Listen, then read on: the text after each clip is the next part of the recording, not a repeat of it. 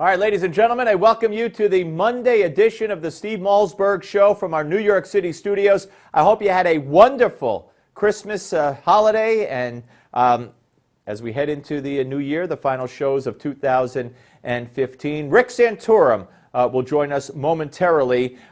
First of all, our prayers and our best wishes and our thoughts go out to those who were caught up in the horrific weather over the weekend all across parts of our country, the Southeast. I did a radio show at WBAP in Texas this morning, and just in Dallas, I should say, and the horrific destruction that city and that metroplex area faced.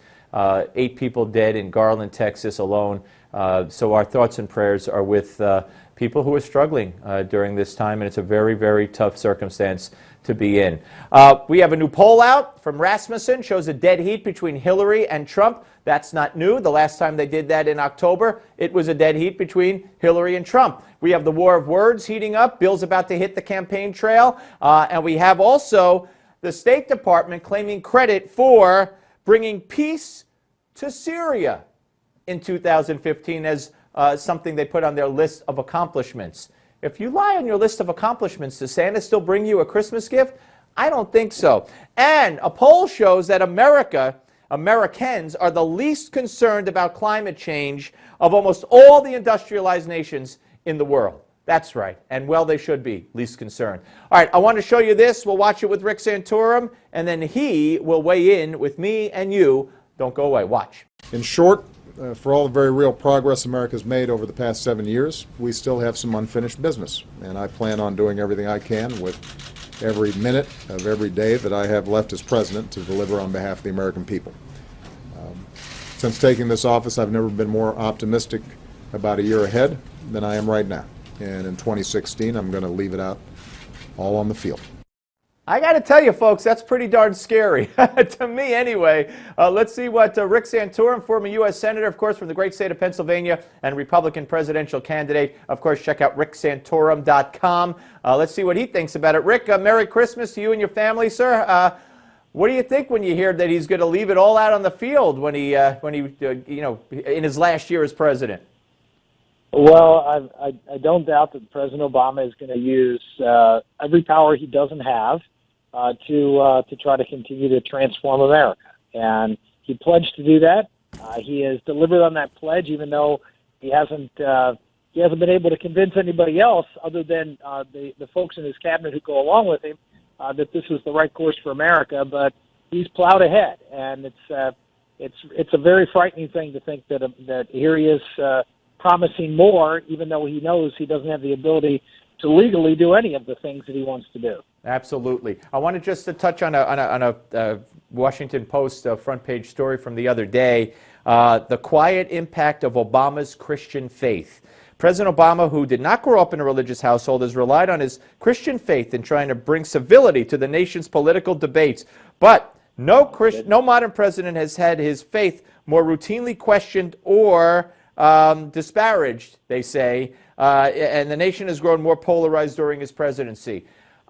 Doesn't Barack Obama, first of all, you could talk about his Christian faith if you want, but isn't he the reason that we've grown apart and we're more at each other's throats than ever before? I'm not going to comment on the Christian faith part, but I will comment on the fact that this has been the most divisive president, maybe, certainly in my lifetime, and certainly within the last 100 years. I mean, this is a president who goes out of his way to impugn people's integrity, to question their motives, to condemn them personally, and in many cases in front of them. No, this is exactly the opposite of what someone who preaches civility and preaches that he's going to unite everybody and bring people together. He's done the exact opposite in Washington. So he's been very quiet about his civility, as maybe as much as he has been about his own faith. Yeah, that's true. All right, so you're headed back to Iowa, of course, after a very, very short break. I think 5 weeks away from Iowa. How do you read your chances at this point? You know, I go back and looked at polls from this time, 5 weeks before the primary 4 years ago, and Newt Gingrich was 9 points ahead of Mitt Romney, and I was sitting at 3 or 4%.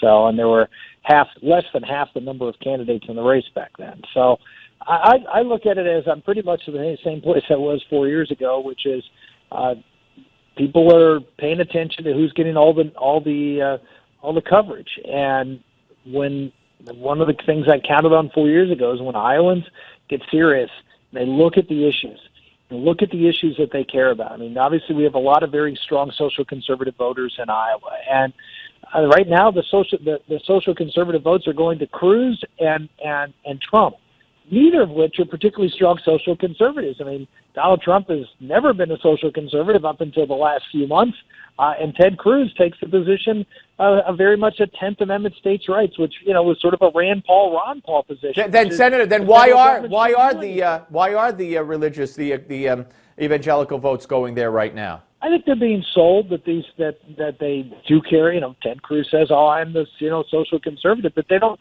People haven't had a chance. And again, this is what this time of this last month, these few weeks heading up to the caucuses.